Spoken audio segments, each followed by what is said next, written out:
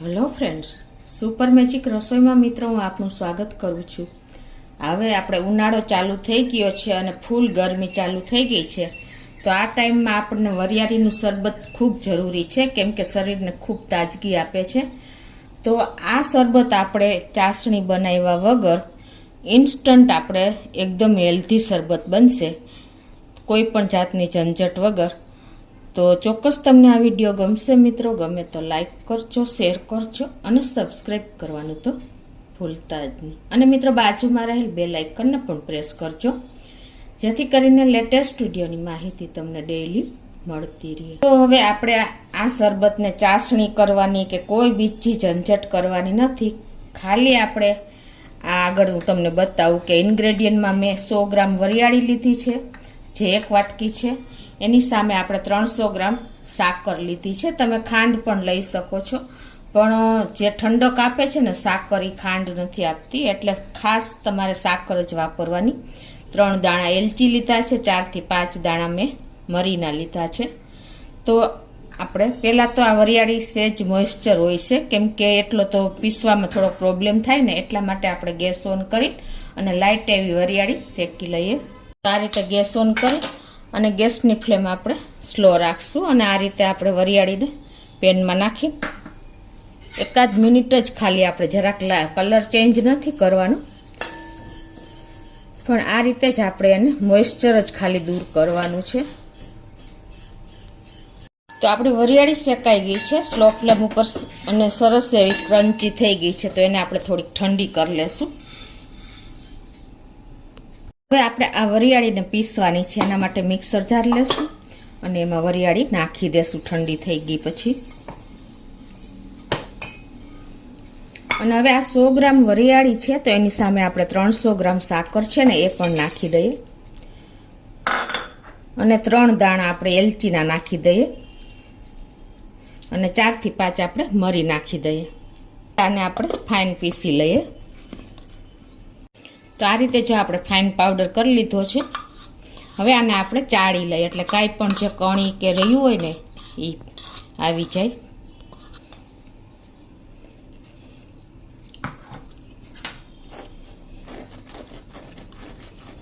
તો જો આપણે આટલું ચારવાથી નીકળ્યું છે ને, પાછું આપણે પીસી લઈએ। તો આપણે એને પણ ચાળી લઈએ। તો આ રીતે જો આપણે પાવડર એકદમ સરસ બારીક તૈયાર થઈ ગયો છે। હવે આને આપણે એક એરટાઈટ બરણીમાં ભરી લેવાનો છે। ગરમ હોય તો થોડુંક તમારે ઠંડો કરીને ભરવાનો, પણ ગરમ નહીં થવા દેવાનું બને ત્યાં સુધી। તો આપણે જો એરટાઈટ બરણીમાં, કાચની બરણીમાં પાવડરને ફિલ કરી લઈએ। આ રીતે જો આપણે બરણીમાં ભરી લીધો છે, હવે આપણે શરબત પણ બનાવી લઈએ। તો તમારે આવી રીતે 1 ગ્લાસમાં 2 ચમચી પાવડર નાખવાનો છે। ઇન્સ્ટન્ટ જો તમારો આ પાવડર તૈયાર હશે ને, તો કોઈ ટાઈમ પણ નહીં લાગે।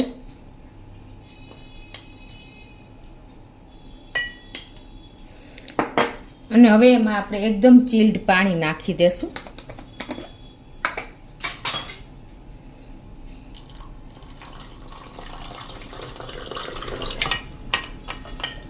આવી રીતે મિક્સ કરી લેવાનું થોડુંક પાણી નાખીને, એટલે પરફેક્ટ એકદમ બારીક પાવડર હોય ને તો મિક્સ થઈ જાય। શરબતને બનાવતા કોઈ ટાઈમ નહીં લાગે, અને આવી લૂ ઝરતી ગરમીમાં તમને વરિયાળીની અને સાકરનું શરબત મળી જાય ને મિત્રો, તો ગમે એવી લૂ હશે ને તો પણ તમને પ્રોબ્લેમ નહીં આવે। હવે આ રીતે આપણે પાણી નાખ્યા પછી ચીલ્ડ એકદમ, અને એમાં આપણે 1 લીંબુનો રસ એટલે કે અડધી ચમચી લીંબુનો રસ પણ તમે નાખી શકો છો। એના હિસાબે ટેસ્ટ પણ સરસ આવશે, અને જેને વરિયાળી શરબત ફાવતું નથી ને એને પણ ફાવશે। ઘણાને ઠંડી હોય છે વરિયાળી, એટલે પેટના પ્રોબ્લેમ થાય છે, પણ તમે લીંબુ નાખશો ને તો કોઈ પ્રોબ્લેમ નહીં થાય। અને તમારે આમાં સ્લાઇન્ટ મીઠું નાખવું હોય ને તો પણ નાખી શકો છો, અને એકદમ સરસ લુકમાં અને આપણને પેટને ઠંડક વધારે આપે ને, એના માટે તમારે 1 ચમચી તકમરિયા પણ નાખી દેવાના છે આ રીતે। તો એનું લુક અને ટેસ્ટ બંને સરસ આવશે। અને હવે એને આપણે હલાવી લેશું આ રીતે। અને ઉપરથી આઈસના ક્યુબ નાખી દેશું. તો આ રીતે આપણે આઈસના ક્યુબ પણ ઉપરથી એક એક નાખી દઈએ, 1 થી 2 જે તમારે ઠંડક જોઈએ એ પ્રમાણે. આ રીતે આપણે લીંબુ અને તકમરિયા અને વરિયાળી એકદમ સરસ શરીરને ઠંડક આપે, તાજગી આપે ને એવું રિફ્રેશિંગ આપણું વરિયાળીનું ઇન્સ્ટન્ટ શરબત આ રીતે તમે જો પ્રીમિક્સ કરીને રાખશો ને તો આખો ઉનાળો તમે લૂ ઝરતી ગરમીમાં એને એન્જોય કરી શકશો મિત્રો. તો તમને ચોક્કસ મિત્રો આ વરિયાળીનું શરબતનો વિડીયો ઉપયોગી થશે. ગમે તો લાઈક કરજો, શેર કરજો અને સબસ્ક્રાઈબ કરવાનું તો ભૂલતા જ નહીં.